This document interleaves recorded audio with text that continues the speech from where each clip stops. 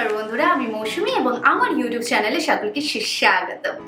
তো আজকের ভিডিওতে আমি অ্যাকচুয়ালি কিছু প্রোডাক্টস সাজেস্ট করব যেটা দিয়ে কিনা একটা বেসিক মেকআপ কিট তৈরি হয়ে যায়। মানে অনেকেই আছো জানি যারা নতুন নতুন মেকআপ করা শুরু করছো বা প্রফেশনালি কাজ করা শুরু করছো, তো তারা একটু কনফিউজড থাকে, এত তো মেকআপ প্রোডাক্টস আছে, কোনটা রাখবো, এতগুলো স্টেপ আছে, কোনটা ফলো করব, তো সেই স্টেপের জন্য কোন কোন প্রোডাক্টস সেই কিটে রাখলে ভালো হবে, একটু কনফিউশন হয় ফার্স্ট টাইম প্রোডাক্টস কিনতে গেলে।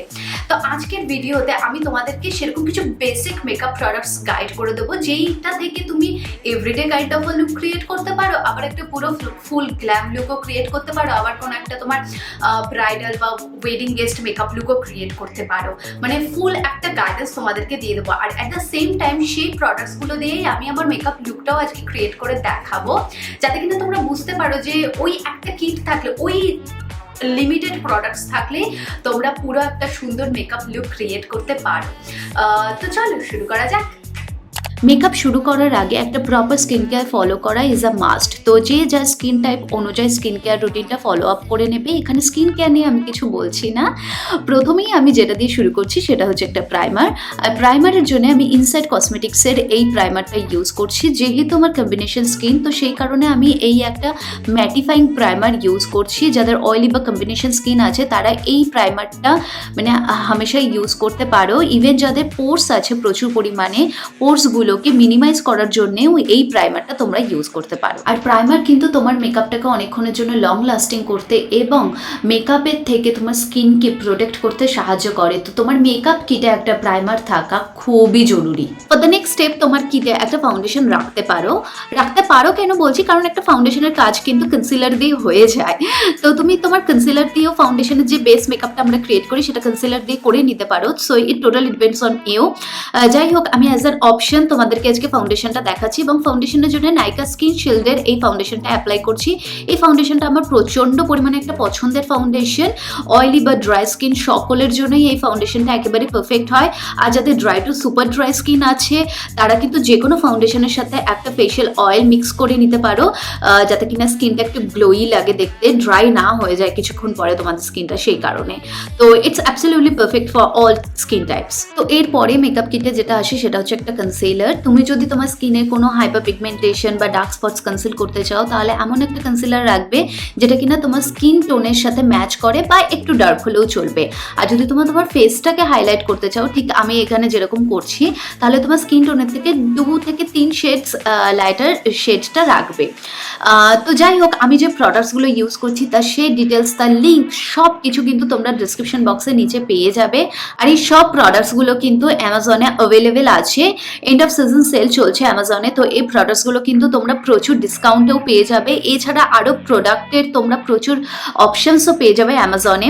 তো অ্যামাজন অ্যাপটাকে চেক আউট করতে ভুলো না। আমি সব লিঙ্ক কিন্তু ডিসক্রিপশন বক্সে নিচে দিয়ে দিয়েছি। তো এরপরে তুমি যদি তোমার মেকআপ লুকটা একটু বেশি ডিউই গ্লোই চাও, স্পেশালি এই উইন্টার সিজনে যেহেতু স্কিনটা ড্রাই হয়ে আসে, তাহলে আমি সাজেস্ট করবো তোমার মেকআপ কিটে একটু লিকুইড বা ক্রিম প্রোডাক্টসগুলো বেশি বেশি করে রাখার জন্যে বেস্ট মেকআপ ক্রিয়েট করতে। তো আমি সেই কারণে একটা লিকুইড ব্লাশ ইউজ করছি আর্থ রিদমের। কি হয়, লিকুইড প্রোডাক্টসগুলো ইউজ করলে বেস্ট মেকআপের জন্য কিছুক্ষণ পর থেকে মেকআপ লুকটা না একদম ফ্ললেস লাগে দেখতে আরও বেশি। আর যে মেকআপ বেসটা ক্রিয়েট হয় সেটা না খুব ন্যাচারালি গ্লো করতে থাকে, আর স্কিন টোনটাও খুব স্মুথ লাগে দেখতে। তো সেই কারণে আমি লিকুইড প্রোডাক্টস বা ক্রিম প্রোডাক্টস খুব পছন্দ করি। তো সেই একই কারণে কিন্তু আমি আজকে ক্রিম কন্টুরিংটাও করছি, তোমরা দেখতেই পাচ্ছ।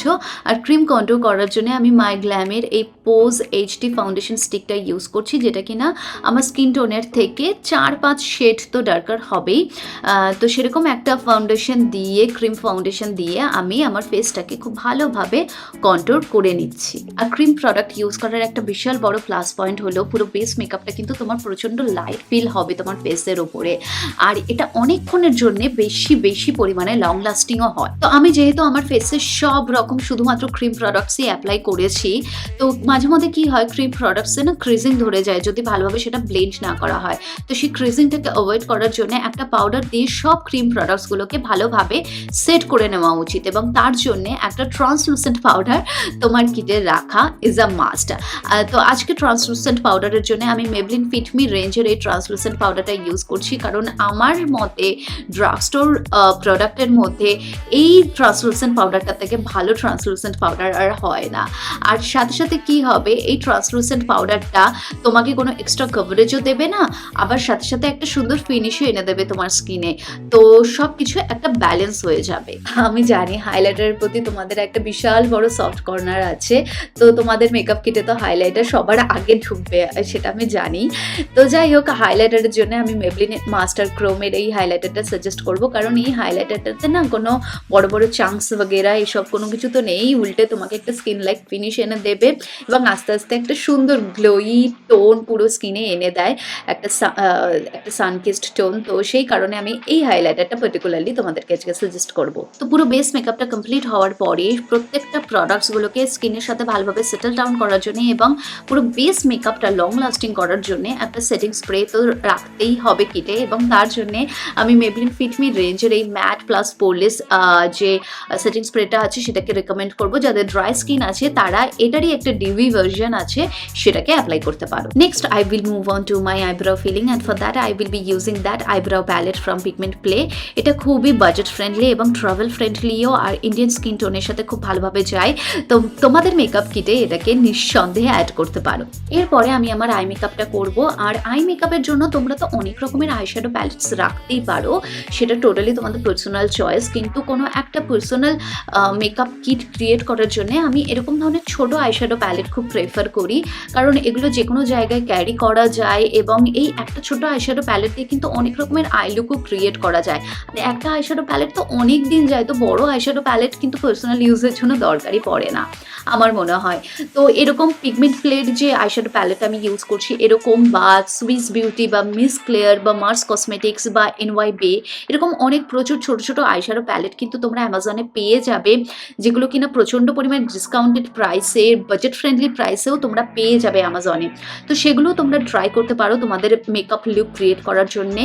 এই আইশ্যাডোসগুলো কিন্তু খুব পরিমাণে পিগমেন্টেড হয় আর বিভিন্ন রকমের কালার্স ভ্যারিয়েশন আছে, তো বিভিন্ন রকমের তোমরা আই লুক ক্রিয়েট করতে পারো, মানে একটা গ্ল্যাম আই লুক থেকে নিউড, স্মোকি, যে কোনো কাইন্ড অফ আ লুক কিন্তু তোমরা ক্রিয়েট করতে পারো। তোমরা তোমাদের কিটে কিন্তু একটা নিউড বা হোয়াইট কাজলও রাখতে পারো তোমাদের আই মেকআপটাকে আরও বেশি ড্রামাটিক দেখানোর জন্য এবং আইসগুলোকে আরও বড় দেখানোর জন্যে, এবং মাস্কারা তো অবভিয়াসলি রাখবে আইল্যাশে অ্যাপ্লাই করার জন্য, সেটা নিয়ে তো নতুন করে কিছু বলার নেই।